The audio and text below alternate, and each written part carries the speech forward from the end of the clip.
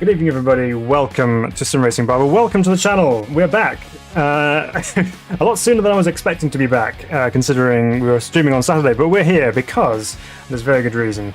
Today, we have a release of a brand new bit of content for RaceRoom Racing Experience, and they have released some big rig trucks. So we've got the Formula RR trucks available within RaceRoom now, adding a new discipline, something slightly different to the world of RaceRoom. They've brought us some unusual things before in the past, namely shopping trolley, but this is a little bit more serious, and this has got some serious potential to be quite a lot of fun. So excited to give this a try out this evening and to see what this new vehicle, it's not really a car, it's a truck obviously, we'll see what this new vehicle is like. So let's jump into the sim now. Take a look around, and I'll take you through all the things you need to know about this truck, because it is not just simply a case of jumping in and driving. There's a little bit more to it than that. So let's jump into the sim now. Here we go, and I'll get myself in also. And yeah, excited to get going with this evening. Hope you're all well. It's great to see you again. So here we go. This is the RaceRoom MF truck.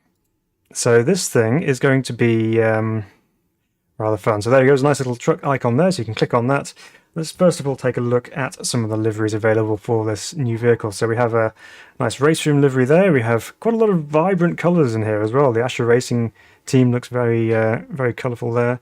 Some good looking livery options, and quite a few livery options as well. So this truck, I'm going to have to get out the habit of calling it a car. This truck is it's not based specifically on an actual licensed truck model. It's a RaceRoom specific one, like they've done with other classes beforehand on the RaceRoom. But it has been developed along the lines with an actual truck racing driver. So there's a lot of input gone into these particular vehicles to make them as accurate as possible. So some good selection of liveries going on here. Some interesting designs going on too. So yeah, lots to choose from. So if you have particular color preference that you like for your cars or vehicles, there's definitely something in here for you. So we're gonna, what should we drive? Let's go out and try the Riga livery. Looks quite nice actually. We'll give that a go. But before we jump on track, I've got to show you some other things as well. So let's go into the options menu here. We've got to look at the controls here. So first of all, these trucks are quite complex in a way. They have an automatic gearbox, however, it's kind of linked to a sequential shifter. The other issue there is that there isn't just 6 gears. No. There are in fact 16 gears. So not many people will have a shifter which has 16 slots in it to actually map every one of those gears.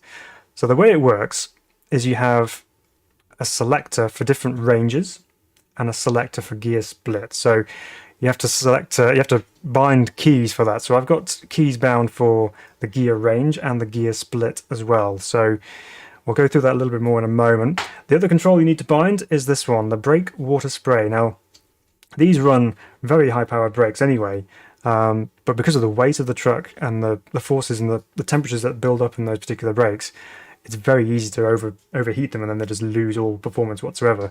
So they have inbuilt a water spray which sprays water onto the discs themselves to cool them down a bit.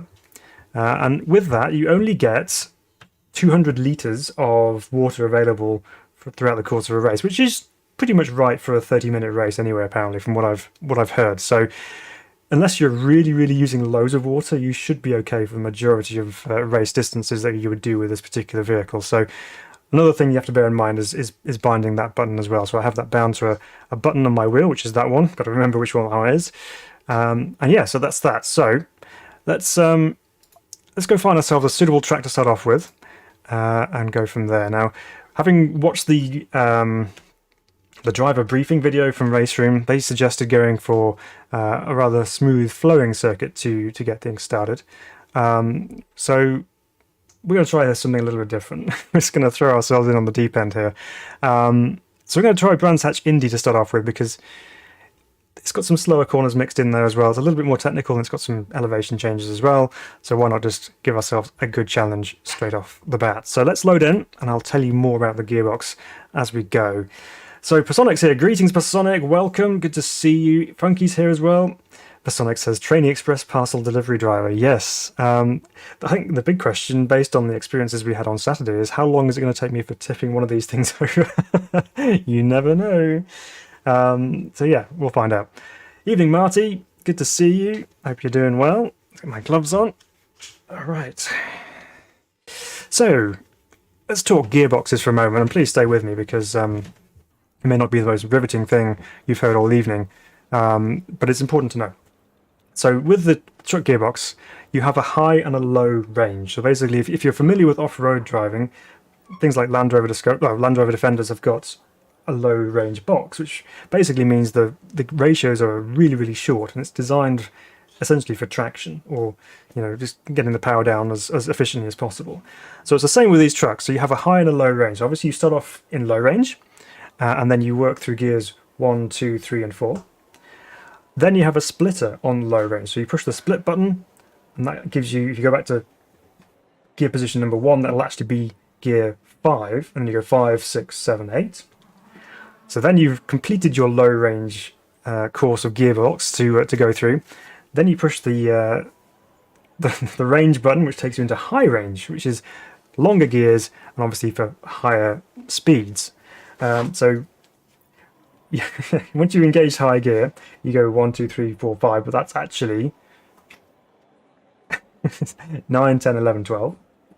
And then you hit the splitter again, and you get 13, 14, 15, 16. Anyway, it's one of those things. So you get a lot of gears to play with. However, once you're up to speed, you actually only really need to use high range and the top split of gears, because there's so much torque with these particular trucks. You don't need to go through the gears constantly, otherwise you'll be there shifting gears more than you will be actually driving on track. So we'll go through it as we drive, and I'll talk you through it, and hopefully we can keep it on track and not crash. That's the aim of the game this evening, but I suspect we very much will at some point or another. So let's get on track then. We've got ourselves in pits. So here you can see on the dashboard and on the heads-up display as well, it kind of gives you some indications of those gear ranges. So I don't remember which one I have them mapped to. I think it was, yep, there we go. How's it, that one? Okay, right. So Funky says, in American truck sim I use my paddle shifters for split and range. Works quite well there. Yes, that would potentially work quite well. That's a good suggestion. I got them mapped on a couple of buttons on my shifter down here, so that's all taken care of. So yeah, here we go. So we're in, as you can see on the dash there, we've got the L next to the neutral symbol, so that means we're in low range. And then the low in the red is actually the low split, so we have a low and a high split. So if I hit the split button, you can see the high flashes in green to let you know you're in high split. So let's see how we get on. Start the mighty diesel engine up. Engage first gear. So the indicator on the screen there on the bottom right hand side, you'll see on the HUD, shows 1L now as well, so gives you an idea of which range you're in. So here we go. Oops. Great start. Stored it already. So here we go, and already we're on the limiter, so we have to change up to second and all the way through to third. Very short ratio, as you can see. So just abiding by pit lane speed limits here as we get out on track. Okay, so we're already now maxed out on our low range, low split. So let's change to the high split. So that's 5th, 6th, 7th. So we're in 8th gear. We don't need to change down though, because there's plenty of torque. Let's get through Druids, and then we'll work out the next range of gears in the gearbox. So here we go. So let's go on to high range.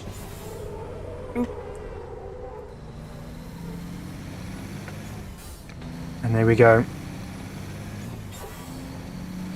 We're up to 7 in high range.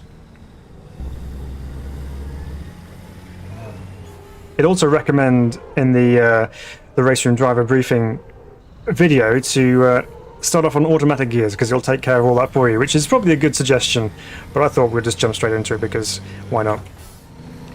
So here we go. So now we're in high, and we're in top gear in high range.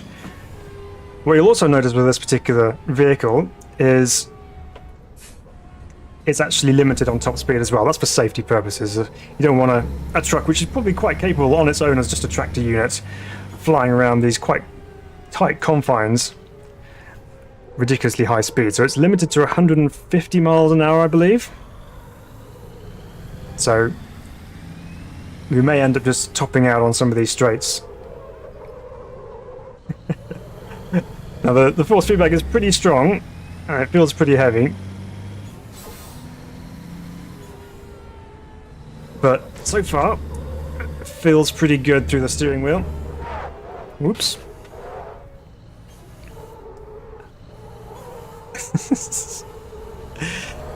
Now, with these trucks, as you can see, even in such a high gear as that, you've got quite a bit of torque available, so it's still easy to spin the tyres and just go sideways out of a corner. So you have to be quite careful on the throttle. I'm just being quite careful all over at the moment. One of the other things they have said to say is avoid hitting big curves. And that's obviously my forte, so we'll do our very best with that. You also need to be aware of stopping distances because they're not the shortest, shall we say. So on the brakes nice and early for Graham Hill Bend, get it turned in. Feed the power in nice and gently. To 8th gear or 16th gear, depending on what you want to call it. Uh-oh, that's a little late, but we managed to get it stopped. And again, just trying to feed that pedal in ever so slightly on the right hand side there so we don't spin the wheels too much. So there we go. Actually 160 is the maximum speed, or 159 mile an hour pretty much. One of the AI cars, that's a truck trying to go around the outside of us at Paddock Hill. That's a great idea. Alright, got that done. Just going to return the favour up the inside into Druid, shall we?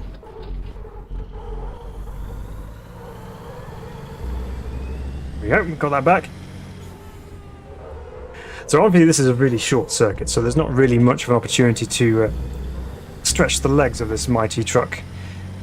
So we'll obviously give it a test at some other circuits as well, so we can get a good feel for how it will drive elsewhere, and hey, we may even take it to some completely inappropriate places such as Macau or somewhere else like that. So there you go, you can lose control, but also regain it a little bit as well, so that's good. So Marty says, AMS2 full release just dropped. Yes, it did, I know, what a day for sim racing. It's almost as if they knew it's my birthday. I have 2 full releases of new content to play with, and good releases too. Alright, here we go. Into Druids.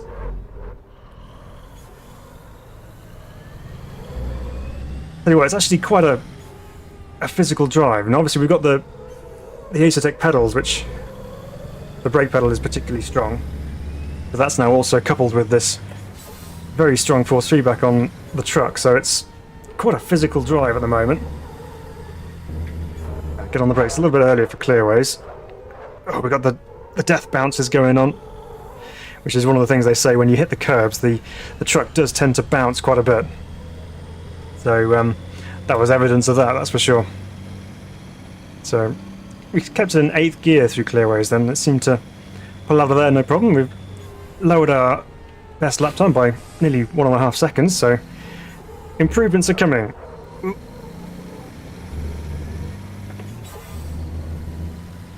Oh, thanks guys. No, it's alright, I wasn't looking for plugs, but yes. Yeah, it's fun, isn't it? It's good to have different variety in sim racing. We know we have trucks in AMS2, which are also mighty good fun.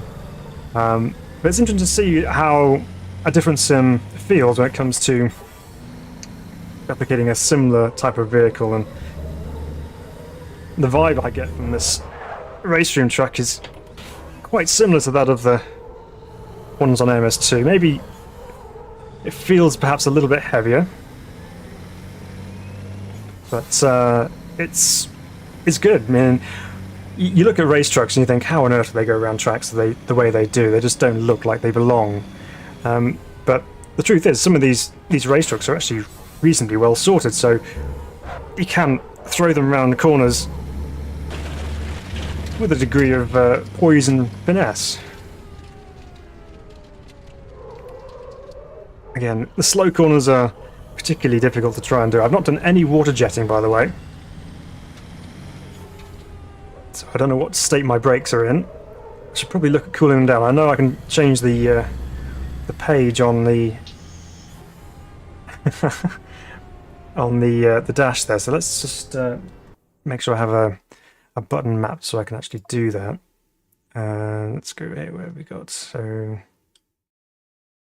data display flip page, that's the one we want, so we'll do that to that button. Okay, so we'll go back out on track, avoid being taken out by the other trucks who are hooning around Brands Indy. Alright, so there we go. Let's go through the different stages on the dash. That I can see it right now because my wheel is obscuring it. So that's tyre wear there. That's your brake temp. So you can see the fronts are toasty, shall we say. So here we go down into paddock hill. Watch those temperatures go up. There they are. Let's give it a bit of a spray. To get that temperature back down. It's quite involved when you have to think about keeping those brakes cool.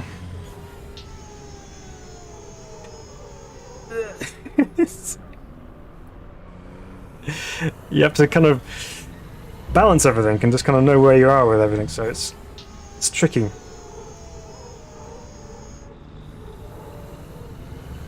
So, oh, thanks Mark, I appreciate that. Yeah, another year older, hopefully another year wiser too. So Mud says, Phil, so you're joining the over 50 sim racers club soon, you cheeky man.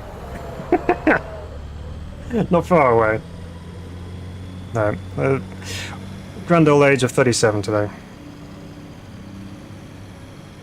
Yossi, welcome Yossi, good to see you. How many gears, low and high mode gears? So in total there's 16, I believe.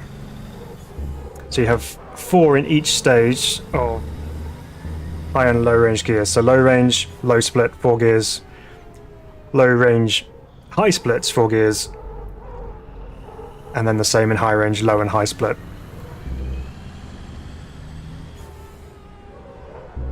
So yeah, lots to think about. But once you're up and running, you only really need to worry about 2.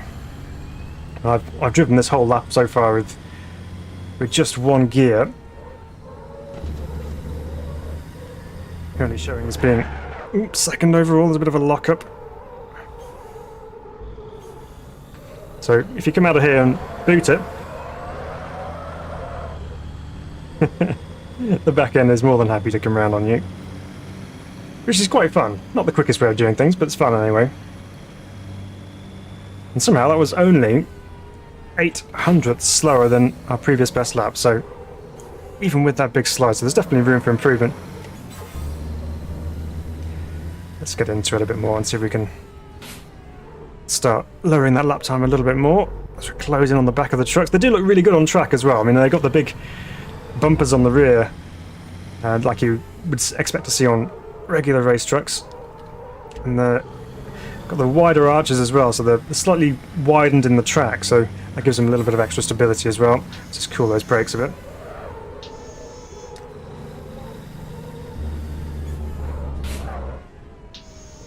Almost need that brake cooling on a more accessible button because it's getting out of the way when I'm trying to turn a corner. Here we go. This looks like it could be a quicker lap. I'm getting the slipstream punching the huge hole in the air. And there we go. New session best. We did lose a little bit of time through clearways, but that's fine. Beautiful slide down here. Now the trucks do race at Brands Hatch. They just had a truck racing event not too long ago, towards the end of the season, so they do race real trucks around here, and it's usually quite a remarkable event as well, I'm led to believe. But even if they are enormous machines, they still provide some really great racing. So we'll do a few more laps here and then we'll go and try it elsewhere. Wasn't sure if I was going to run into the back of that one then, but somehow managed to avoid it. Some nice big black lines being left on the exit of clearways. No idea who's been doing that. Some hooligan. Oh, there's me shifting beyond the capabilities of my gearbox. Right. Okay, well that's a reasonably successful start for the evening. It's remained on all four wheels on the ground. All four tyres stayed in contact, so I count that as a win. Let's go have a look and see what else we can find, and see what other tracks we can drive it at. And it should be fun. So here we go. What have we got here? Let's make it a bit tricky. I wonder what it's going to be like for some really tight chicanes as well. So the likes of Salzburgring or Monza even. That could be a bit of a handful trying to get through there. Well, let's do Silverstone Grand Prix. We'll do the historic version because I prefer that one. Yeah, again, we'll just turn some laps and just get used to driving a little bit more. This time with a bit more speed involved through some of the corners, because Palico Bend's probably the quickest on Brands Indy, whereas there are a lot more quick corners on Silverstone. So we'll see what it's like at speed on the limit and see if it's fun to balance through those corners. I'm pretty sure it will be, but so far so good. Feels pretty good. So Marty says, picked up WRC Generations the day. A good bit of fun. Cars tend to roll easily on banked snow though. Oh, okay. Yeah, I've been looking at that and I think, yeah, it does look quite fun. But I've also heard some issues with wheel, silent controls and things with wheels and pedals and things and all sorts of stuff going on. But I'm glad you found it enjoyable though. It does look fun. I've never tried any of the WRC games other than the demo for WRC 10 just to see if it would work, and I couldn't get it to work with my wheel and pedals. So yeah, maybe revisit at some stage.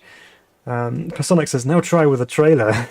Yeah, I don't think they supply trailers with these ones, but that could be interesting. We will try Euro Truck Simulator one day or something maybe.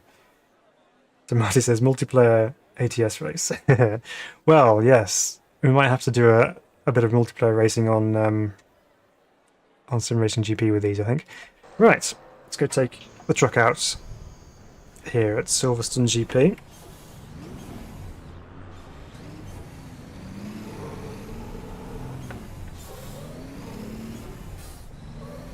So it's automatically defaulted us into high range here, because that's where we ended up being in the previous... Oh goodness, I'm breaking it. Hang on. Let's just, before we set off out onto the track, let's make sure we're in the right settings, shall we? So here we go. So we've got low splits, low range. Okay. It's where you really do need a good bit of mapping, so you know which buttons are which, otherwise you do get lost.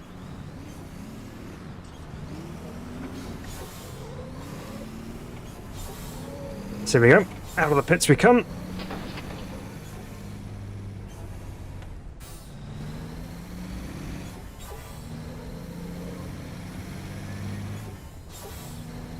To 7th. Trying to take this all in so I can understand what I'm doing. So I'm going to have to come out of that, down to low, up to high. Except I can't go into first gear. Because I'm on high. That's strange. I wonder why that's doing that. Let's pull it to a stop a second. I do love the brake sounds, very nice. Let's just pull over here a second, because that's weird how it wasn't going into first gear. So it's almost as if I've broken it. Is that why? Okay, let's go through that one we're standing still, so we actually have a good understanding of what something is. So we're in low range now and low split. So let's turn engine on.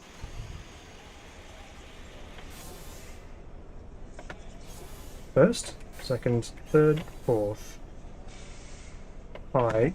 So that goes to 5th, 6th, 7th, 8th, and then If I go to high, for some reason it goes to... Okay, so that's first, second, third, fourth,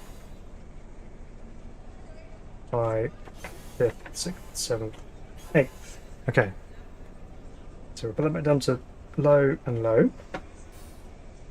Let's try again. Let's see if it'll allow me to get into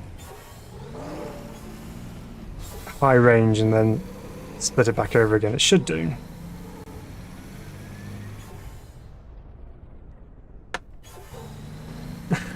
We're getting that.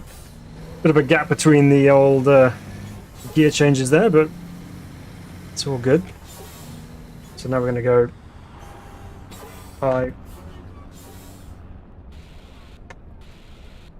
So once you go into high range, it's not letting me go. Okay, let's just try that one more time because I'm wondering if it's because I'm going too high up first. Oops. Yeah, Yossi, H pattern, yes. Using the H pattern gearbox.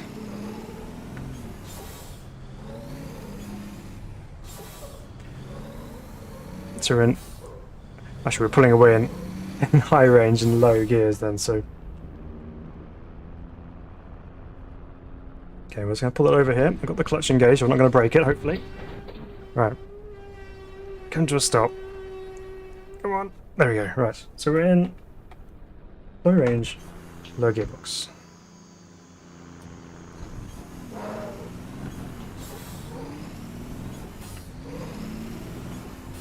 Just kind of peering through my wheel here so I can see what's going on. So that's that. Oops.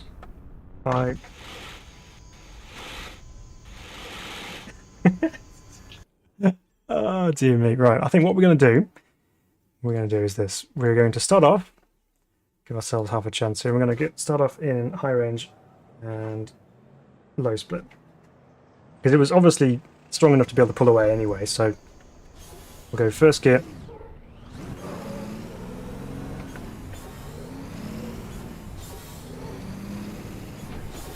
There we go.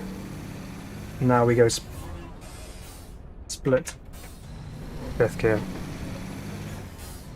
6th gear.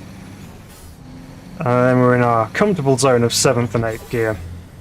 So we don't have to worry about gear changes anymore now that we're rolling. Now we can focus on actually just driving this thing.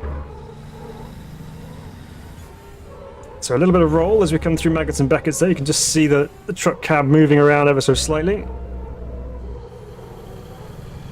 And on the power on the exit there in top gear. And then we just sit back and just let the speed limiter do its thing. This kind of limits slipstream battles on long straights like this and kind of renders them a bit pointless. So let's get on the brakes for cops. We'll leave it in 8th. Feed the power in. So this is the historic version of Silverstone Grand Prix, so we don't do the tight club chicane, we do the old sweeper version, which is much nicer.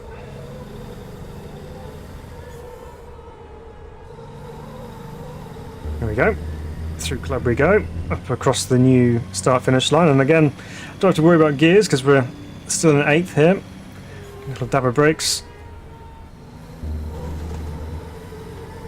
Just to make sure we keep ourselves inbounds here. And again, just a slight lift just to ensure we're not running off, but we do need to get on the brakes a little bit earlier.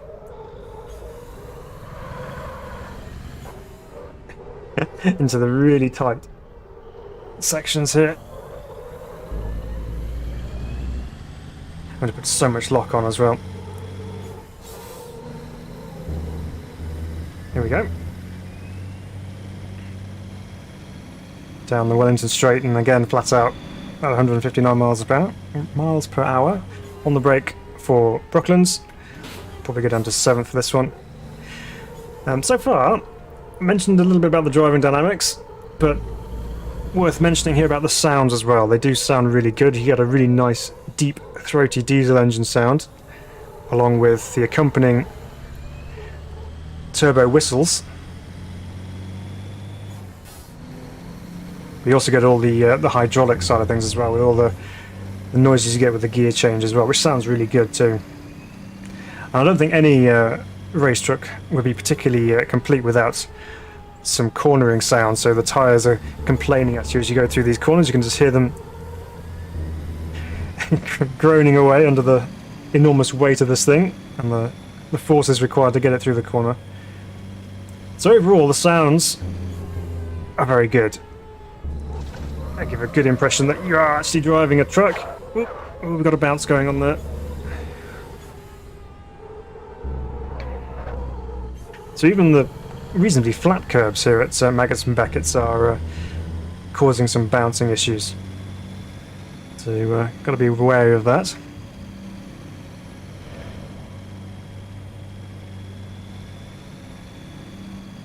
So of course, excuse me, the laps here at Suzuka Silverstone GP, the lap times are quite long anyway, and the truck isn't maybe as quick as some vehicles we would drive around here, so it does take a little while to get around the lap, but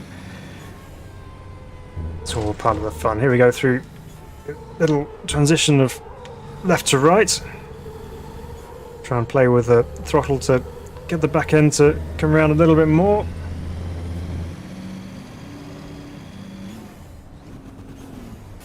Don't know why I thought there was another gear there. I was just so used to going to fifth gear. There isn't. Love the lean as you change direction through there. Let's get on the brakes even earlier this time. Down to 7th. There's a sausage curb on the inside there you don't want to hit. Trying hardest to turn it over for you guys, but so far so good.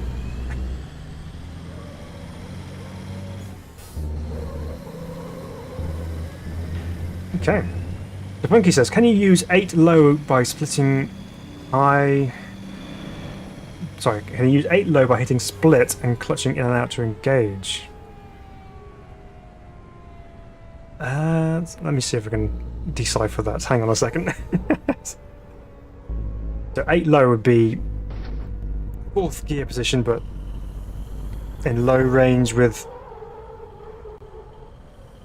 the split. Let's just go here. So we're in there. Let's go down to low. Yeah. So if we're in 8 low, let's go. There you go. That's 8 low to 8 high. So you can kind of have any combination that you want. You don't have to go up in sequence, I suppose.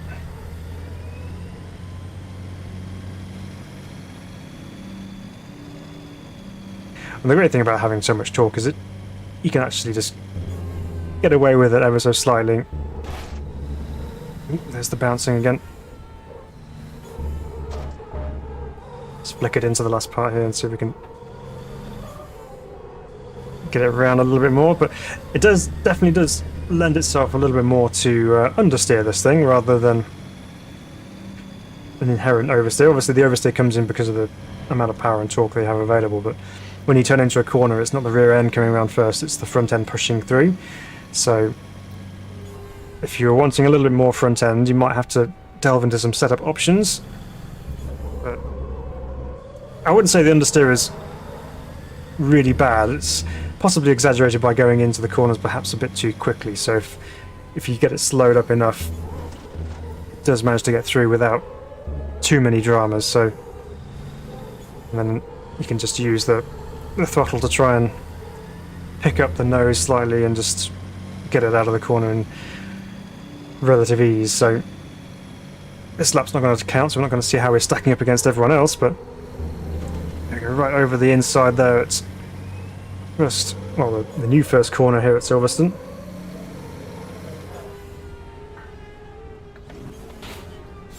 Oops, that wasn't a great downshift.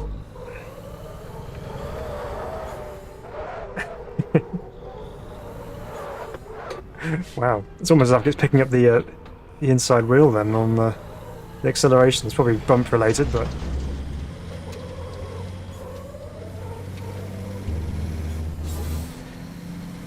was just trying to see if I could just flick it through there with a bit of throttle, but you do need to drive it through those slow corners. You can't just expect to rally drive it through there. Now, because it's an auto box essentially, I'm not sure if you need to flip on the downshift or whether you can just go for it, but it has been complaining at me when I've tried shifting without using the clutch, so it does sound like you need to do that.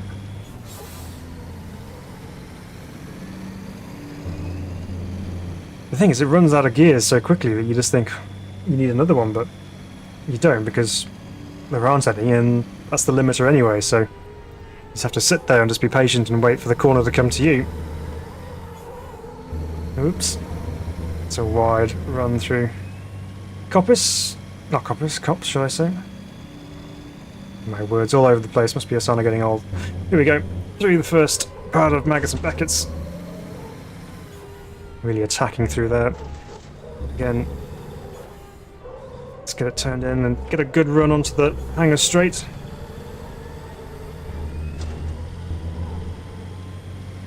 So it's kind of an interesting situation because you've got all these gears you have to worry about, but once you're up and running, it's kind of just like driving a kart because you're just braking and accelerating, maybe with the occasional downshift and upshift, but not very often. So it really does leave you to just do all the driving. Now, again, I've not touched the brake water spray at all since you've been driving around Silverstone, so let's just take a look at our temps. Let's keep an eye on those.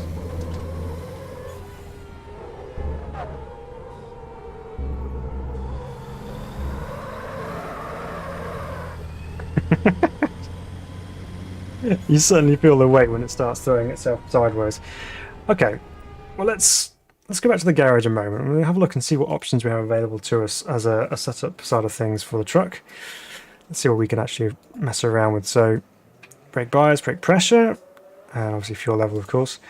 So we have anti-roll bars, we have tow, we have pretty much all the spring and suspension related components for front and rear, except camber on the rear. Everything else can be changed. What have we got in the electronics? No traction control, of course. Driveline, what can you do here? So you've got engine braking reduction. And then can we change the... No, so it's fixed gearing. There's no other ratios you can change in there, so you can't make it longer or anything. Not that it would make any difference anyway, because you're still going to reach the terminal velocity at 159 miles an hour. So, yeah, limited in that side of things, but you can change the suspension setup. So let's try do something here. Let's make the rear anti-roll bar as stiff as can be, and we'll also stiffen the spring rate on the rear as well, just to see if we can enhance a little bit of oversteer going into some of these corners. So we'll give that a try. Remind myself what gear we're in. So we're in high range. We'll just go through low to high on high range, I reckon.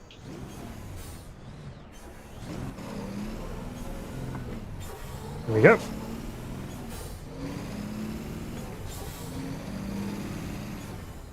Oops. I just forgot that I needed to go up another split. There we go. And then we're quickly up to our top gear. Right, so now we've got a stiffer rear end. What does that do for our handling characteristics?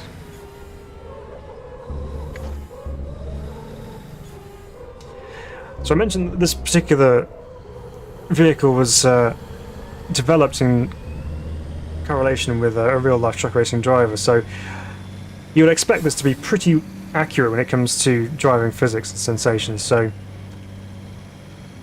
you know, it's very believable. I will say it's, you know, it does feel like you're driving a rather large vehicle, and the way the thing moves, it's kind of in slow motion in a way. Things don't happen instantly. You don't get massive snaps of oversteer all of a sudden, or you don't get a lot of everything happening all at once. It is quite a gradual process driving this thing, but at the same time it's quite rewarding because there's a little bit more involvement in driving this particular vehicle. So when you do get it right, you know, you feel like you've achieved something. So it's good. Here we go into turn 1. Now the rear end definitely does feel a little bit more agile going through there this time, even though we are essentially on our outlap and just getting the tyres warmed up, which they do need a little bit of warming up, according to the driver briefing video. Just take a little bit of time to warm tyres, because although they are, you know, a really big truck racing tyre, they are a racing compound, so they do provide you with a good amount of grip, but they do require a warm-up as well, just to get them in their operating window. So down towards Brooklands we go. Get on the brakes. Try and make it through here this time without running off track on the exit. Here we go. Into Luffield. Let it wander out to mid-track and then eventually try and reintroduce some throttle.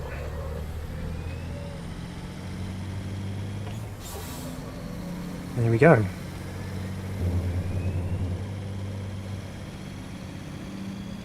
Up and over the start-finish line. Let's see if we can actually get a lap time on the board this time without ruining it at the first corner, which is cops on this occasion. Felt a bit better through there, actually.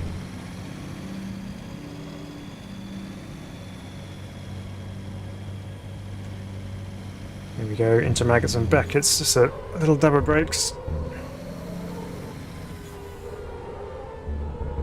It's nice, actually, that that section just kind of feeding the truck through there and just working with gravity and trying to just slowly go through left and right. It's just nice, it works really well. So we go, flat out down, hanger straight. Where do we brake here? Let's get a brake nice and early, apply some water. Apply some right foot on the exit for fun. Here we go.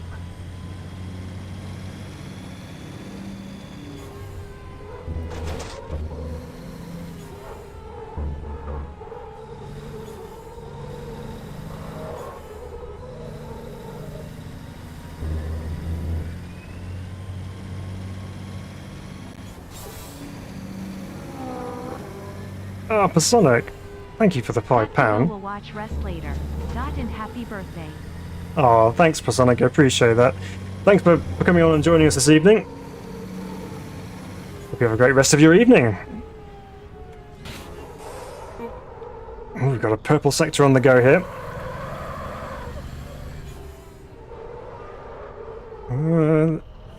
The problem we do have with this particular truck is that you can't see much out of the left side because there's a rather large pillar in the way. So when you're trying to go through the left-hander there at the complex, it's very difficult to see where you're going. But you just have to kind of guess and go with that. There we go. Almost done with the lap. Let's see what we can do in terms of lap time once we get across the line.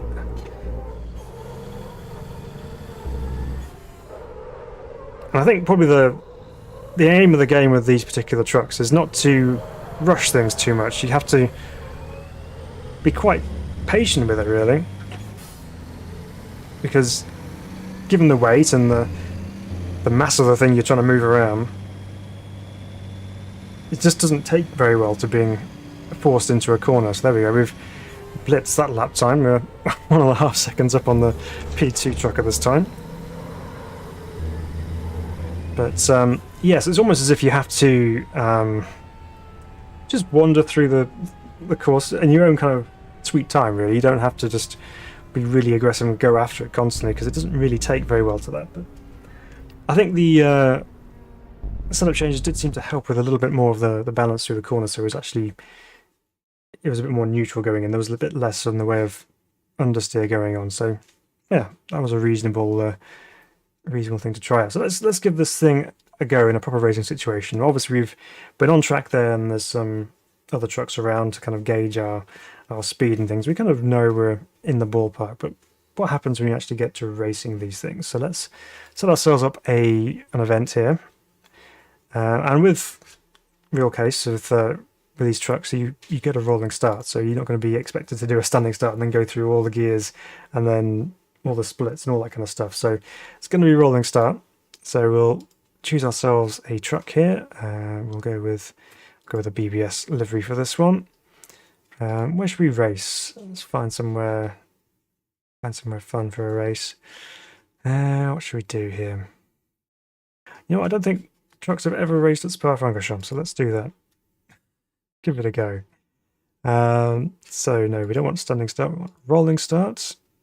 Let's do a quick 5-lap race because it's quite a long lap.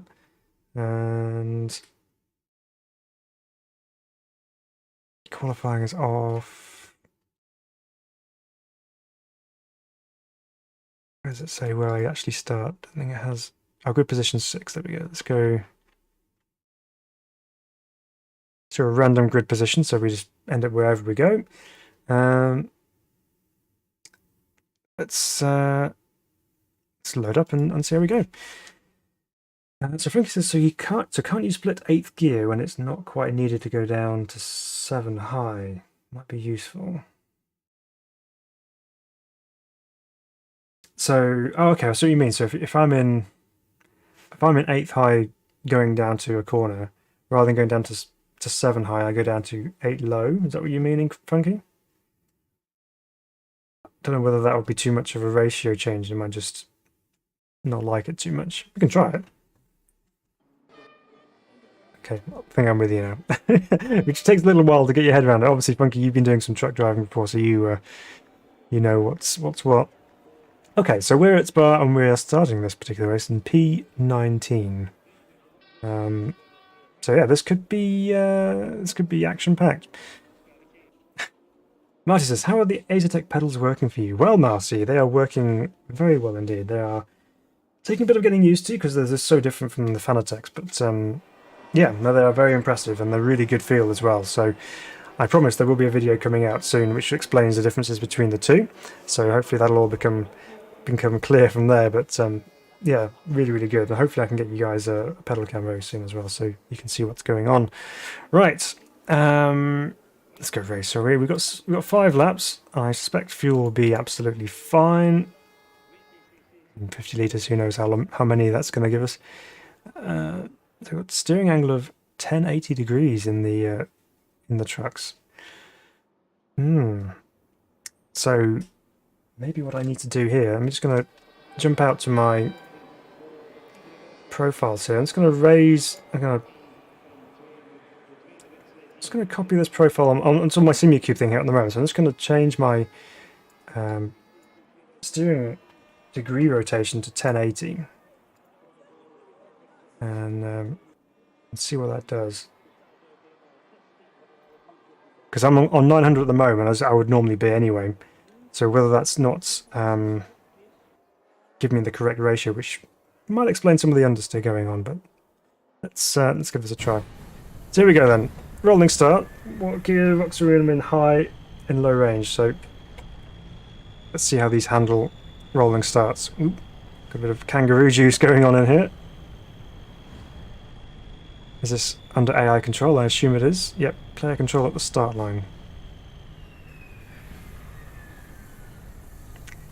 Well, this is an interesting way to start a race.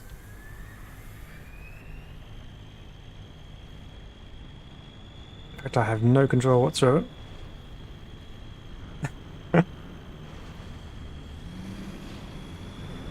Okay.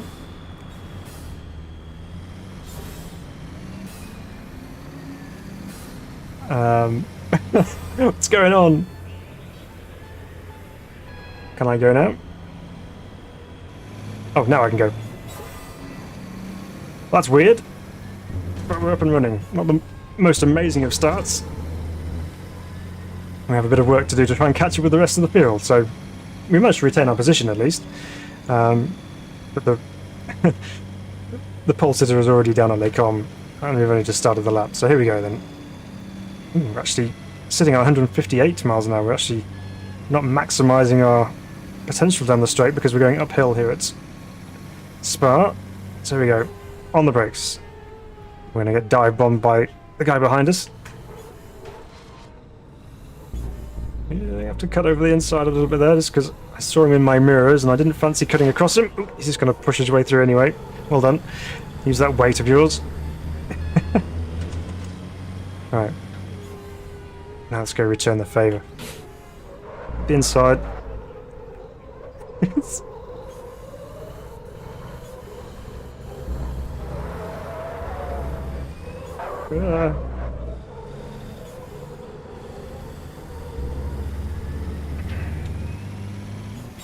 Well, it looks like they're going to be a little bit quick for us, so they're getting away at the moment. So let's see what happens through Pujon here. On the brakes again. It turned in.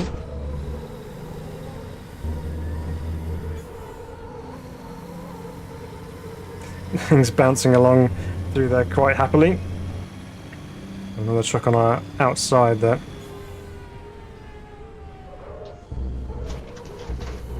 See if we can fend him off.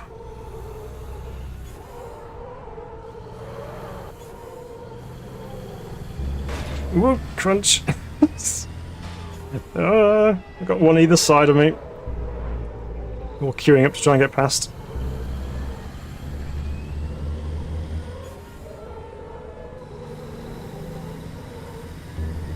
Okay, well we survived that section for now.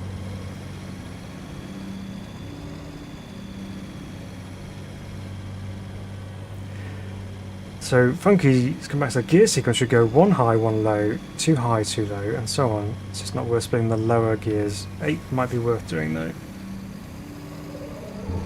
Okay. Get all those lot queuing up to go through the bus stop. Get on the brakes, get on the water. Yep, Gearbox didn't like that.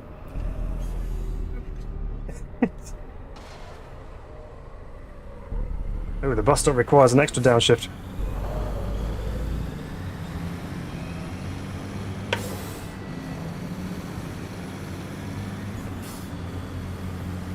We're going backwards fast.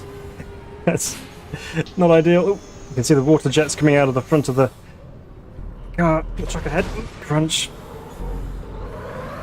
Oh no, it's fun. Well, that wasn't a particularly successful race. Let's restart the session again. What I'm going to do is I'm going to revert back to 900 degrees on my SimiCube software and see if that makes any difference. We were a little bit hampered by having to have so much lot going on through the corners there. I know it's potentially more realistic as it would be. What else do we need to do? Let's have a quick look, because apparently the water you can actually set to be automatic, so let's just see if there's an option in here for that as an availability. So it's got assists. Where else would it be under? Controls advanced. No. Haven't been to force feedback. I wonder where that's hidden. Let's do the search thing. Let's go water. Brake water spray. So that's just the key binding.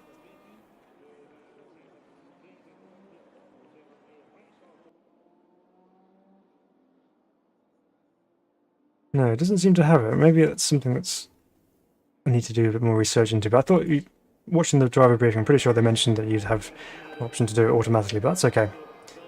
Right.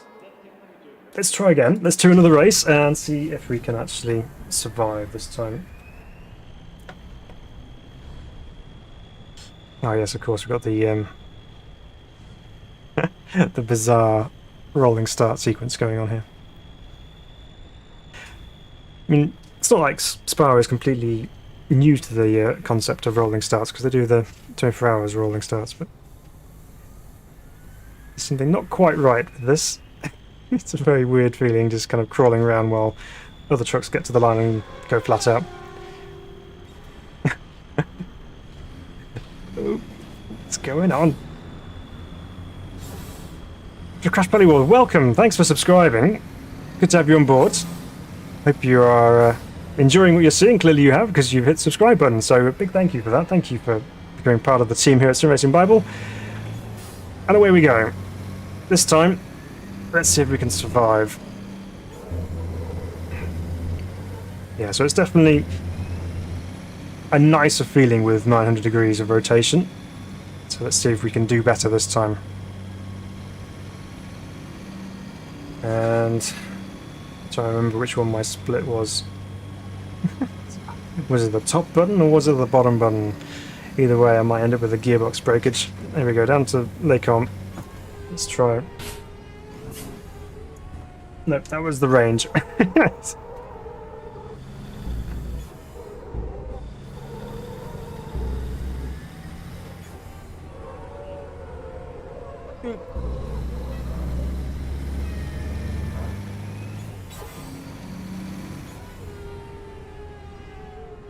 Into Rivage, they've got to truck up the inside.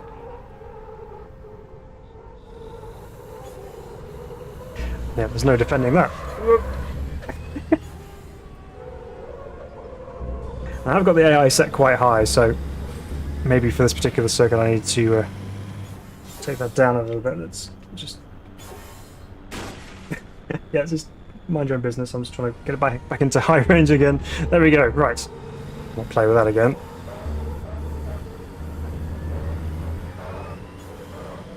Turn.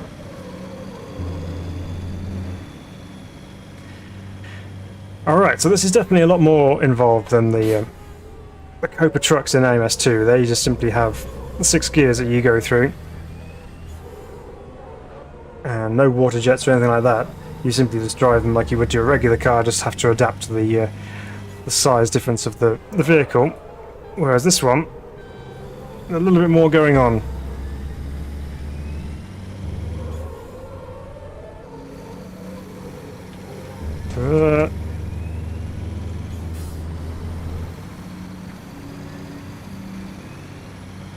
So Marty says, started an online race in the Mini, and once again my wheel was at 360 degrees. No, 0 degrees. Instant wall. Oh no. How come we were set so low? Has it defaulted back down that way, or have you put it down there for something else? Or alright, on the brakes. This time we know we need to go down a couple of gears, just to make sure we get out of here without bogging down.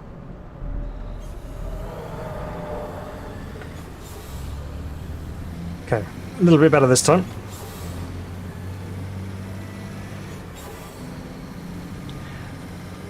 We only have a couple more spots to lose, which is the good news. A bit of brake water.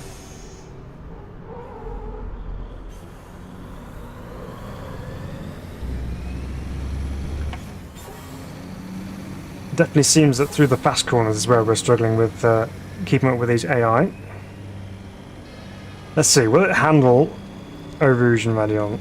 And will it take it flat out? Yes, it will. Flat out in the truck. Not many vehicles you can say you can take flat out up Eau Rouge. And least of all, you'd expect this one to be the one, potentially, but nope. They can handle it. Our steering is slightly off-centre, so it looks like we may have had a bit of a steering adjustment by one of the other drivers. Right. Oops, that's probably a little early on the brakes. We're in. Let's try and be a bit braver.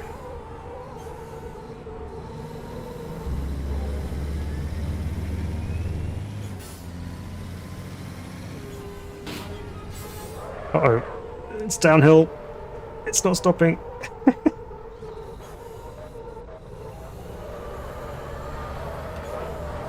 And there goes the remaining 2 spots on the grid that we could have possibly lost. So we are now plumb last.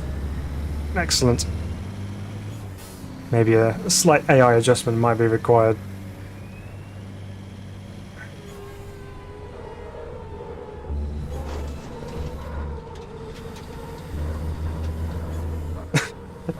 I just can't get the thing turned and through the fast stuff as quickly as the AI cars, which we had that similar issue around here actually with the latest Formula 1 single-seater for RaceRoom. The AI were rapid through the fast corners, here at Spa. So it's probably just a an AI strength issue that requires turning down and pushing too hard. Right, let's try that again. We'll go to a different track this time, and we'll turn the AI. Oops, not that one. Turn the AI down ever so slightly, just to try and give us a chance at least. Where should we go?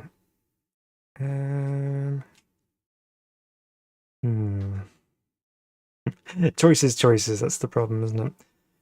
Well, let's do Sonoma. I like Sonoma. Let's go to the sprint circuit here at Sonoma and see if the rolling starts work a little bit happier around here. And yeah, let's see how we get on. So yeah, so what do I think then of the new RaceRoom truck? Well, actually, I quite like it. I think it's it's obviously different. It's not your standard GT3 car. It's not your standard single seater that everyone really kind of attaches themselves to or whatever. It's not necessarily going to be the first thing that people gravitate towards when they are looking for a new sim. They're not going to go, I'm going to go drive RaceRoom because I really want to drive trucks.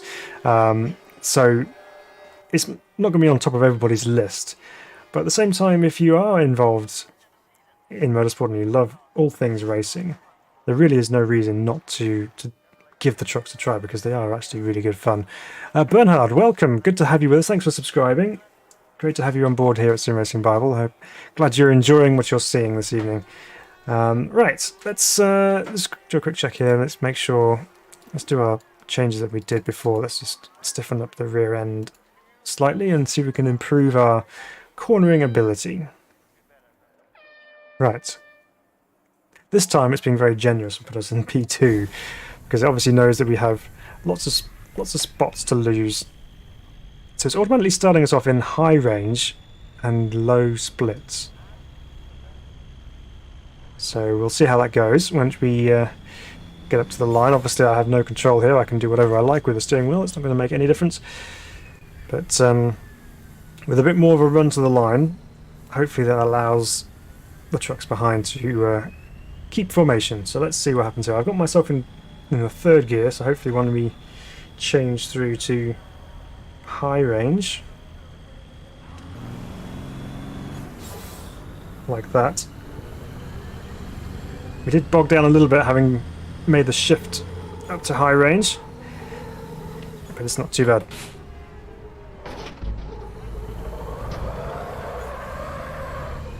Okay, nice little slide to keep everyone else behind us, apart from this guy on my left. Now that's the infamous curb that we had a nice rolly over experience in before. We managed to avoid it, but we did get a big sideways moment. Alright, come on then, let's neaten things up. It's first lap. Things can happen. Ooh, avoid the avoid the wall. I did, but the truck behind me didn't. He kind of got a little bit squeezed into the wall there. Helped us out. Maybe not so much him. Up through the S's then. Another one of those sections which will really suit the truck, because you just get that lovely feeling of weight transfer through there. Up on the limiter. Get it braked in a reasonably straight line and then chuck it into the right-hander. Oh, riding that curb on the inside. Beautifully, actually. Right, hard on the brakes, hard on the water. Down to 7th. Down to 6th. Damage the gearbox a little bit more because I'm not downshifting properly.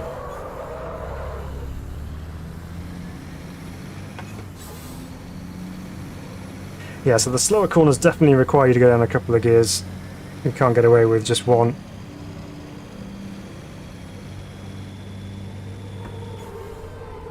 Okay, difficult braking for turn 1 here at Sonoma. It's uphill, but also on the curve. Alright, let's try and avoid disaster again at the top of the hill here. It's one of the things that happens when you got elevation changes added into the mixture. It can really bring out the worst of a particular vehicle in terms of its handling characteristics. So there we go, down into It's tight right-hander. Kind of leave it in 7th.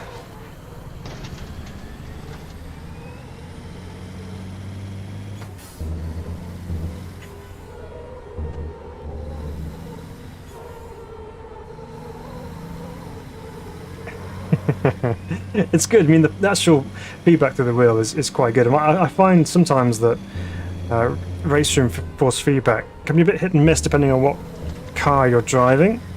Some of them can be really, really good, and others are, I don't know, almost have a delayed feeling. I didn't had my wrong foot on the brake pedal, so the spot lost. But yeah, so some cars it has a weird kind of delayed feeling, but this one is very positive and very much on point with what's going on underneath you, so that's good. It helps with the control element of keeping these things on track, which you do need because they are tricky.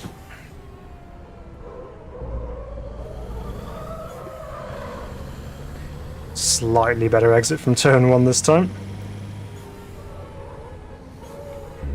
Oh, wow, when you go through that compression on the bottom of the hill there, just felt the steering just tighten right up.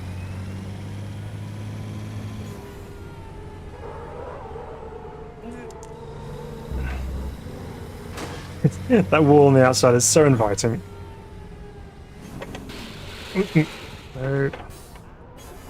Oh, I'm all lost at sea. The gearbox. Crunch. That was not a safe rejoin, that one, I will admit.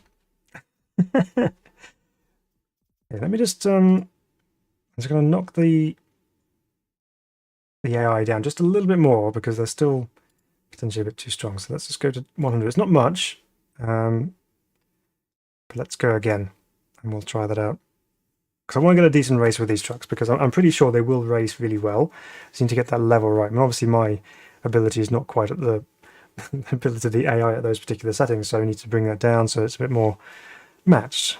So that also depends. So if you run at a particular AI level for most things, it doesn't necessarily mean it's going to be the same for something else as well. So you have to kind of be willing to swallow any kind of pride, maybe, as to, you know, oh, I always run mine at 120%, but if they're too quick, they're too quick. You just got to bring it down. So here we go. Let's try again. This time we're a little bit further back in the pack, so we're in P18. Can I change? I can't change anything to do with the gearbox in this particular mode, so we just have to just live with it. So I'll stick it in 3rd and high, that's what it's suggesting on there, and then we'll work our way through. And hopefully not get taken out as we try and sort out what we're doing with our gearbox. Well, I hope you're enjoying this so far. I mean, it's a bit different. It's a different type of vehicle content, but it's good fun. Ooh, now we're up to... It's taken us into high range, which is 6th gear, which is that one. There we go. Okay, well, that's not too bad. We'll leave it for 7th for turn 1 here.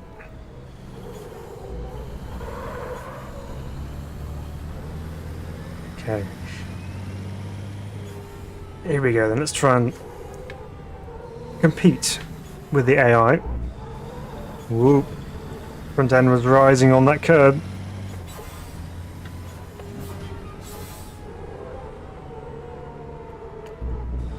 Uh-oh. Somehow we missed that.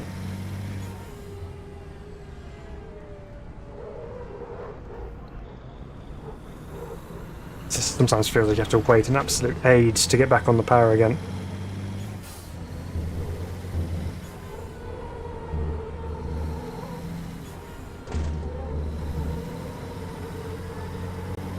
Someone's taken one of the curbs out there. And more gears to go. One of the things, because you're in top gear most of the time, you don't have to change down. You kind of get used to left foot braking, whereas when you come down to here, you do need to do regular heel and toe braking just to... Those are some solid tyres on the inside. Come on, fire it up. What is going on? I'm being pushed by another truck. Fire it up. Oh dear. Well, that wasn't quite in the plan. So I think racing against the AI has its issues. I'm sure racing against real life opponents would be slightly less troublesome, hopefully. Racing against AI can be quite difficult. So let's just take that out of the equation for a moment. Let's just remove those out of there for now. And I think we need to take on some slightly unorthodox circuits. So we're going to start off. We're going to come to your sense. We're going to take trucks to Bathurst, everybody. So let's see how we get on here. Can the mighty truck handle the infamous Mount Panorama circuit at Bathurst? Well, we'll soon see. I think, I can already see the danger points here. I mean, obviously coming down the hill through Rock Skyline and down through the Dipper and things is always tricky in any car. But I think one of the main problems here is going to be trying to get it stopped for the elbow and trying to come back onto Conrad Straight, because it's all downhill. You have a lot of weight preventing you from slowing down. So, I don't know. Let's see. Meanwhile, I'll probably save this setup, but for the time being, we'll just make the change. Here we go then. Oops, let's get our steering in the right direction. That way we can get out of here with no problems.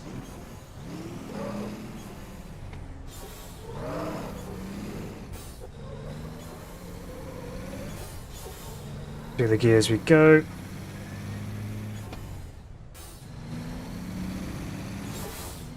Okay, and a little bit smoother transition on the split that time. This time we'll go into the new range. Oh, we're actually already in high range. Okay, that's fine. I pushed the wrong button again. Label your buttons, everybody. It helps. Right. Already up Mountain Straight, now we're coming into Mountain Bend. Let's begin our ascent of the hill. Back end's already complaining at us when we're trying to get the power down going uphill. Right, heading up towards the cutting. Here we go.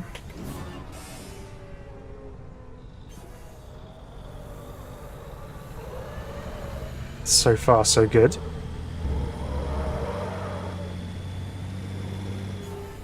Let our way through the barriers at the top here.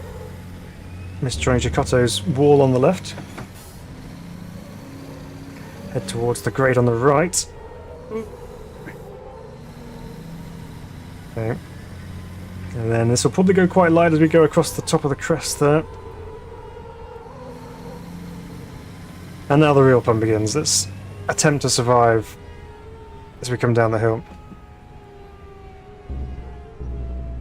Brake's busy complaining at me. How to empty your water tank in one lap.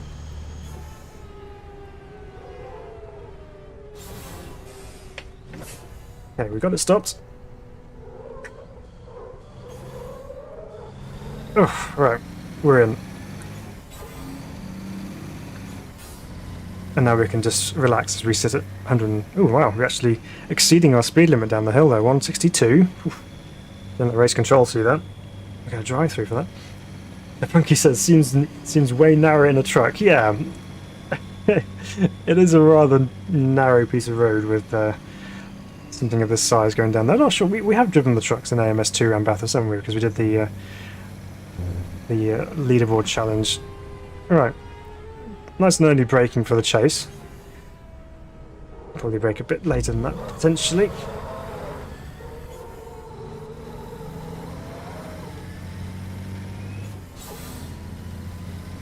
Okay, to fourth. Down to the infamous final corner. Again, desperately trying to get it slowed down. Downhill there. And we have managed to complete a lap. We did tag the wall ever so slightly, so let's try and do a lap without doing so. More water, please. Right, there we go. Let's change our dash page. We can see, ooh, yeah, those brakes are looking rather warm. There we go. Clear that red out of the dash display, and we can all be happy. Luckily, there's a nice long straight to help get some cooling through those brake ducts and onto those discs. Attack the hill because it's uphill braking point.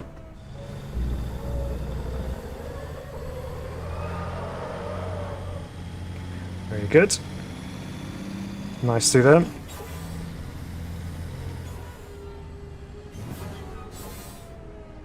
Bring it out to the right hand side, bring it in nicely, use the camber of the road. Yeah, that's alright. Whoop, bit of a wobble.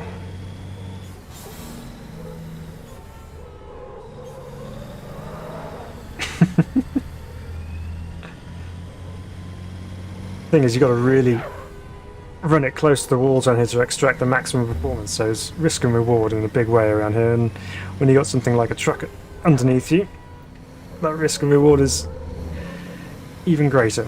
Right.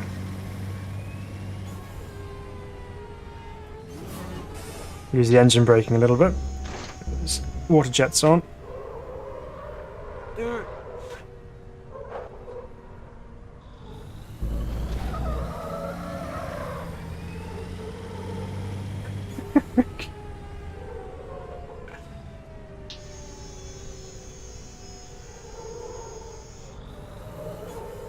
Nope.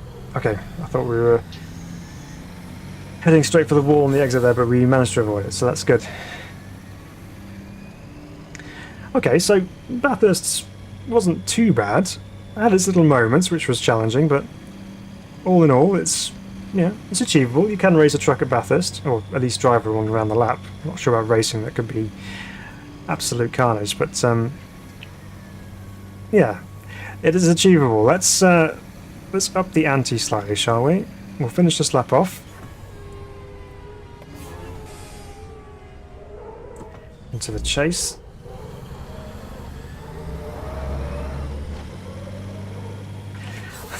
That's so good. I love the nice little power slides you can have with these things.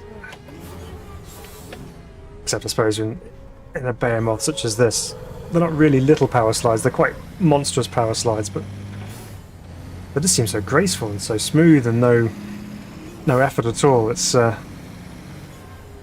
good fun. Normally when you try and blip and downshift, you actually have to engage a lower gear rather than just putting it straight back in the one you took it out of, but look at that. Brake temp's over 400. Absolutely cooking. Okay, so that's Bathurst. We can do Bathurst, that's no problem. We've got that down. Let's go one step higher, shall we? Or maybe 4 or 5 steps higher. Let's go to Macau. Straight to the top. We could have done the Nordschleife, but we'll do Macau because I think that could be more of a challenge. So here goes nothing. So again, we've got tight confines, very, very narrow sections of track. We have tight, twisty corners, some long straights, and a hairpin, which I'm wondering whether we actually get this thing around. So let's try it. Got to do these things. We're doing you guys a public service here by showing you whether or not you can or not drive a truck around Macau. And if we can't get around Macau, then you know that you don't need to worry about it too much because there's not much point. Here we go then.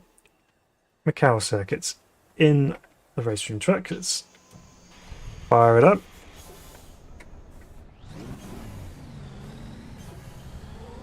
And feed our way out onto the track.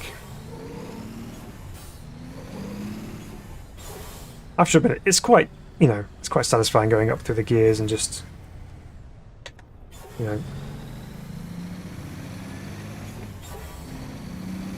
it's just, you just don't get to experience trucks at this kind of speed if you're on the road. So we're in high range all of a sudden. Maybe I changed that. Oh well. It's all good. So we're flat out. Down towards the one of the most crash-ridden corners on the entire circuit.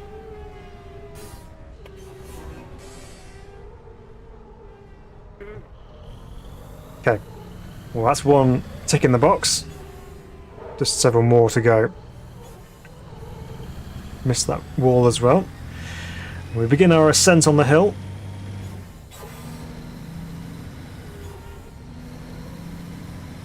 Key here is going to be assessing where the braking points are, trying to get this thing slowed down.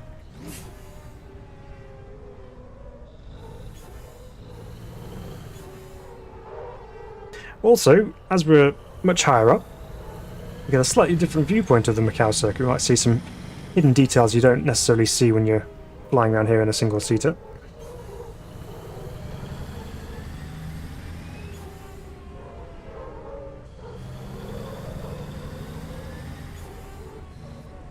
This is probably the closest you're going to get to a truck simulator game in RaceRoom.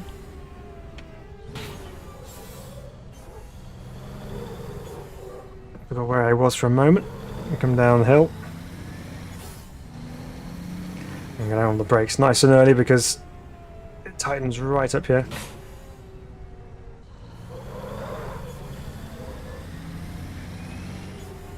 Okay.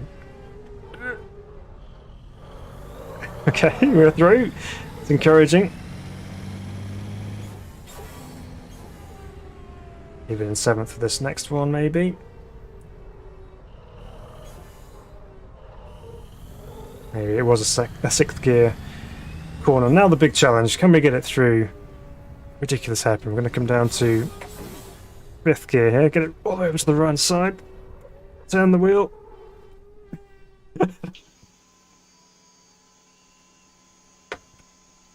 Okay. Do we have to go low range? Hang on, let's fire it up.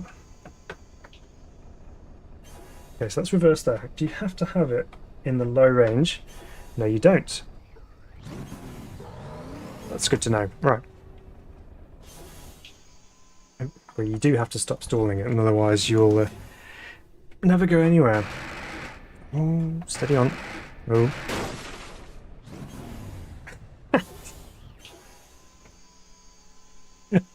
Come on. Making a hash of this. Okay, we now have our engine on. Okay, we're good. The fastest lap you'll ever see around the Macau GP circuit is in one of these trucks. So let's go again and see if we don't make such a hash of it this next time. I do believe we can get through that hairpin. You just need to get it slow enough and find the exact right turn-in point.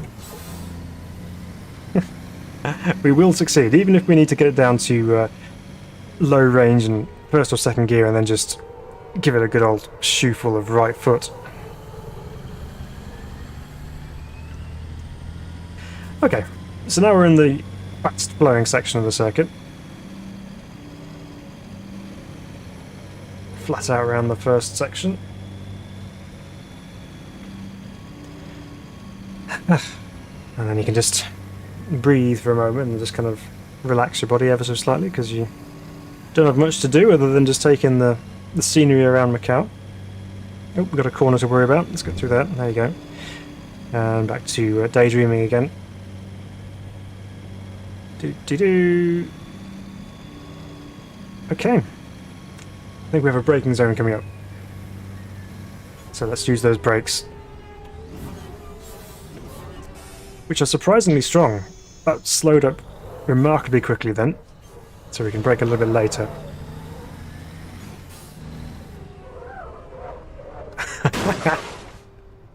It doesn't always mean you can brake at ridiculous braking distances. But we need to get ourselves through the hairpin, so we're going to carry on.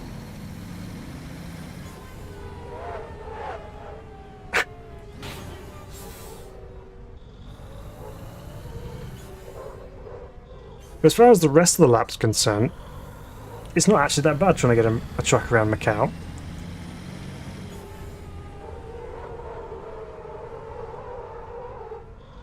he says, wincing, waiting for the crunch into the concrete wall. It's one of those rhythm circuits. If you get yourself out of line, you start trying to go too quick to make up for lost time, and then that leads you into all sorts of trouble when you get into the next corner.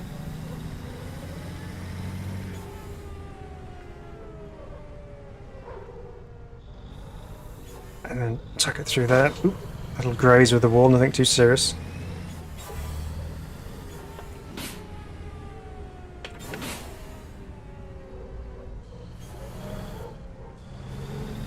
Okay.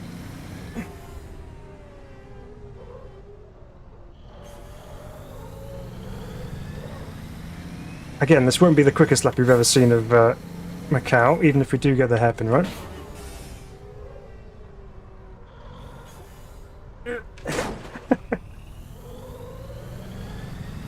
Too quick into that. Right, get on the brakes, get it slowed down. So, somewhere around here. Use all the steering lock we got.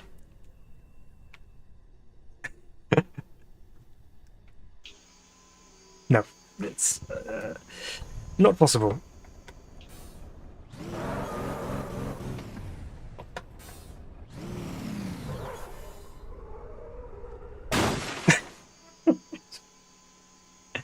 So there we have it. If you had plenty of time available to you, you could eventually get yourself around Macau with no problems, but yeah, the steering lock just is not really geared up for the Macau hairpin. Alright, well let's where do we go? Let's do another quick thing here before we sign off on our thoughts with the RaceRoom truck. So let's do another race. Let's just give it another go, just to try and see if we can get some clean racing in with the AI, because I want to try and do that. So let's take it somewhere nice and straightforward. No craziness. We'll do Donington Park National, and let's go try that again. It's an interesting experience driving the truck, I will be honest. It's kind of mind-bending in its own unique way. I mean, once you're up and running and you're driving, it's absolutely fine. You can kind of get used to it, especially if you're on a regular kind of circuit like Donington or like Spa-Francorchamps even. But I think once you start getting into the circuits with the really tight sections of circuit that you got to try and hustle it through, it's a little bit more involved. But yeah, especially with the brake watering as well. I've not really done enough of that really, so you almost want to be doing that at pretty much every major stopping part of a track. So here we go then. Let's try Donington Park. We're in 15th position, so pretty much mid-pack. Let's see how we get on. At least we have the inside for Redgate.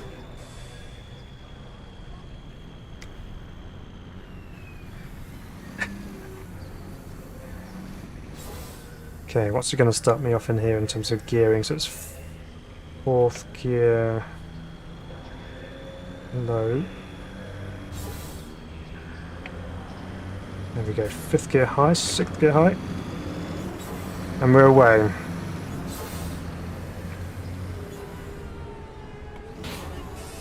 Okay, down to 7th gear for Redgate, I think.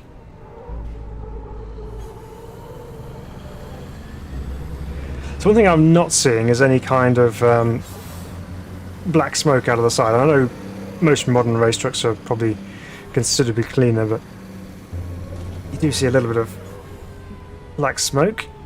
Here we go, down to the old hairpin. And we've just got some sideways action ahead of us. One of the trucks is getting a little loose through that. But encouragingly, we are keeping up with them.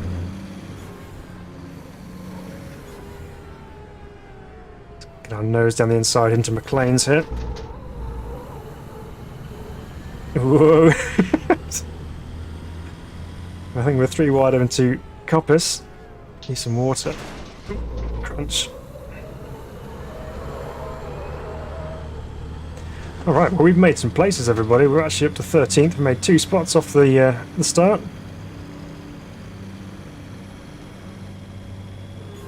hard on the brakes. Bit of water. You can see the AI cars are using, or trucks are using some water into the chicane as well. Ooh, a little bit of a wild line from the truck ahead, and that gives us the opportunity to get up the inside on the exit. Now we're on the outside for Redgate. This could be a bit dicey. No, he's closed that door for us, so we'll go down the inside.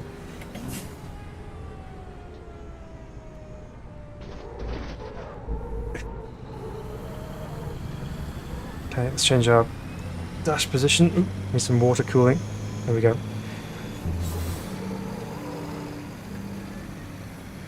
We're making places.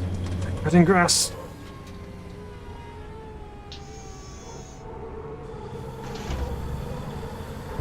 Up to P11, almost into the top 10. Let's see if we can do that.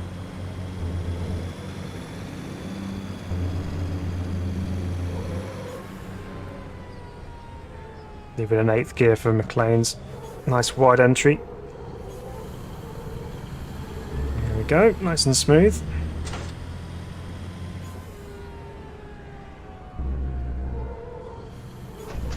Very difficult to spot the apex there usually, but with the truck being a bit higher up you can actually get a bit of a view onto the apex at Coppice. So we go down towards the chicane. I got my finger on my water jet button ready to cool those brakes, and here we go. Down to 7th.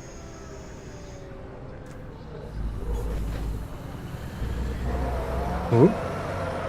Uh-oh.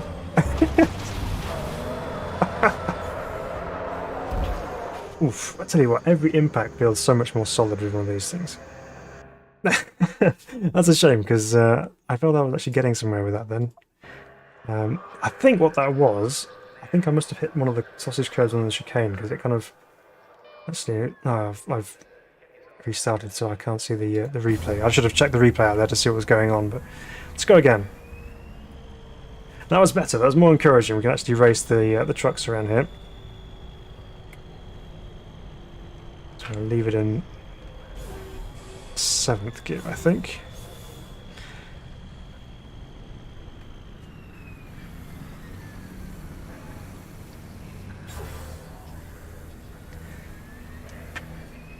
Alright, let's try again. So waiting for our truck to cross the line, which we'll do very shortly. And here we go. You can see the rumble rise as we head down towards turn 1. On the brakes.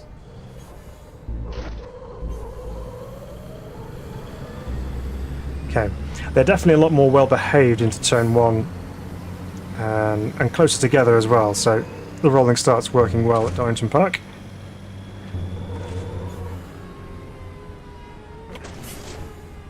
No way through into the old hairpin.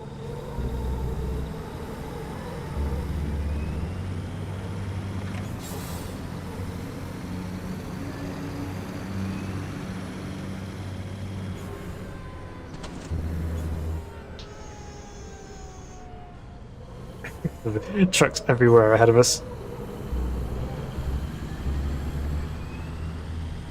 That's the thing, when they start going side by side, there's not really many opportunities to get through. Look at this. Side by side on the exit of Coppice. A little bit of oversteer as we try and get the power down. And again, we're already up to the speed limit, so we can't be making the full use of our momentum gain off the corner. Wow, it's all getting tight. Oh, I'm going to truck halfway in the middle of the track. Managed to avoid him. You can see the damage there on the back of that other truck. You saw the bumper bit just get all bent up, and I think there was even some steering damage on the front when he got clouded by the other truck, so that's good to see. Right. Bit of water jet cooling. Currently sitting in P14, so let's see if we can improve on that. We know we made progress last time, so we will try and do the same again now. Take the second part of going the curves absolutely flat out on the brakes, leaving an 8th.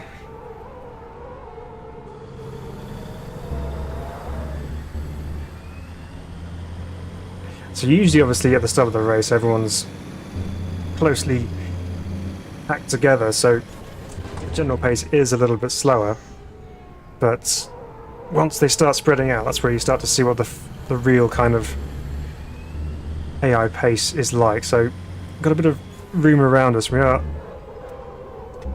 gaining on the truck ahead. We're also gaining on the gravel. Okay. That's one place down. I'll try and use some racecraft here to get back past this one on our right. So we'll let him go into the chicane. Maybe, if he gets out of the way. Doesn't give us the option to try and get back underneath him again, so we'll try and outbrake him into Redgate, shall we? Let's go for the move here. We're a little bit far back, but let's see what happens here.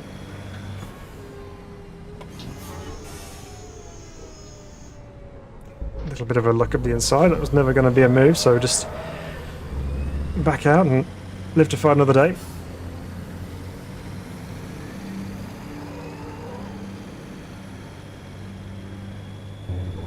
So they have a little bit of a tap of the brakes going through the craners.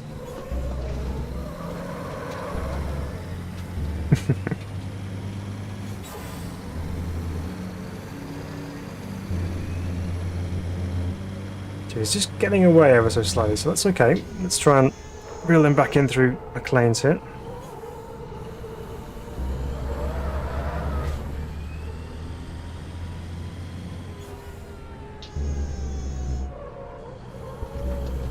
There are some puffs of black smoke I can just see up ahead. Not massive plumes, but you can just tell there are some subtle kind of emissions of smoke coming out of the side of the trucks, which is good. Gives that overall kind of truck feel. Right, chicane is definitely where we're quicker. And again, you get the run up to the back of the truck, but because everyone's running at the same speed, you don't really get the benefit. Hard on the brakes. And the water. Okay, we got that move done. Quite robust, but we got it done. And you got another lap to go after this one as well, so not much time left to make an impression on the top 10, but we'll do our best.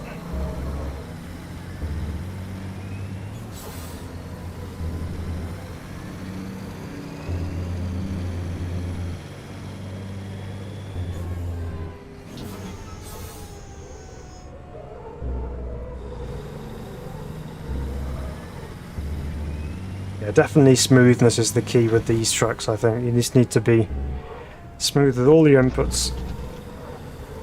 Most importantly, the throttle as well, just so you're not doing stuff like that.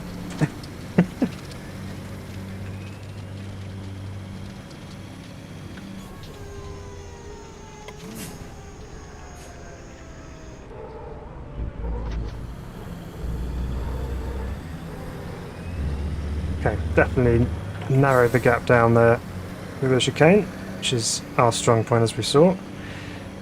Right. Bit of a group ahead together here, so some more potential for some positions gained.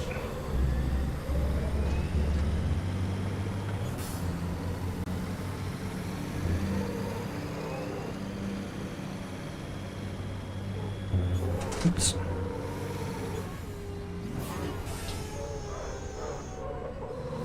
Getting a little bit more into the habit of using the water button now, because you kind of develop a natural reaction to this kind of flick your thumb down to wherever it is that your button is mapped to. Try 7th gear for McLean's and try and get a run off the corner.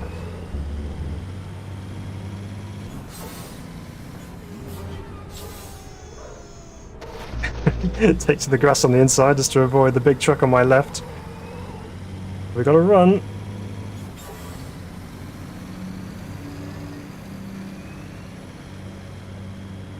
Can't quite see him yet, but he's going to be still around somewhere.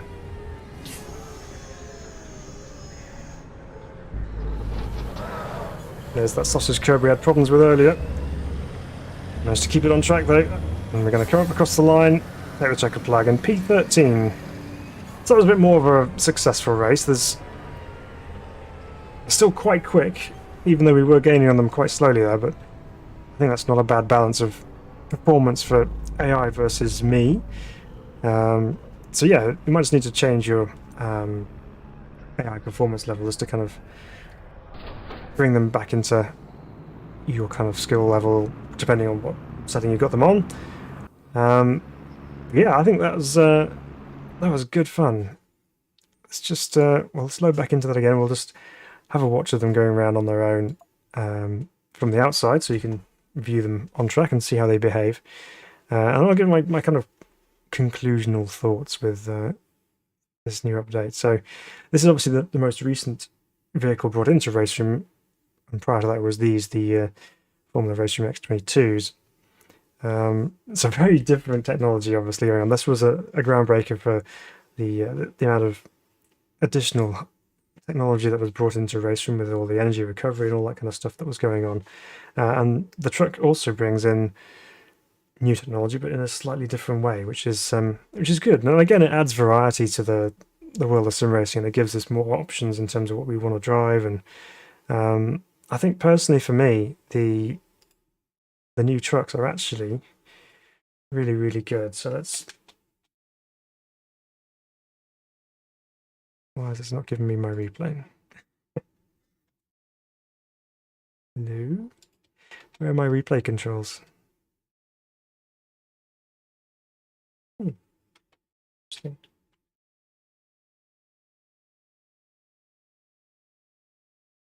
Oh well, it's completely frozen, so that's fine. So we'll give my thoughts anyway, and go from there. So let's just.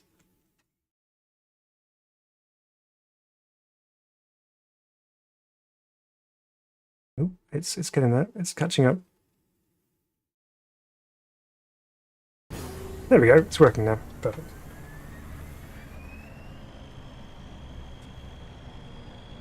Okay, so yeah, as we said, the Formula RaceRoom trucks, the big rigs of sim racing in RaceRoom. Yeah, I think they are good. They are really nice to drive. They are a different experience to drive. Obviously, they're not going to be potentially as accessible for a new sim racer to drive, or for anyone who's not really used to driving such machines. It's not going to be an easy thing for them to get on with straight away. It's going to take some practice and some learning to kind of get on top of it and get the best out of it, I suppose.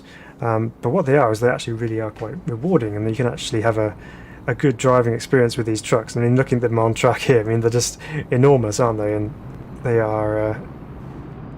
you can see them getting into each other, going down corner curves there, but they handle really nicely. And I genuinely believe they are very realistic in the way that they handle through the corners.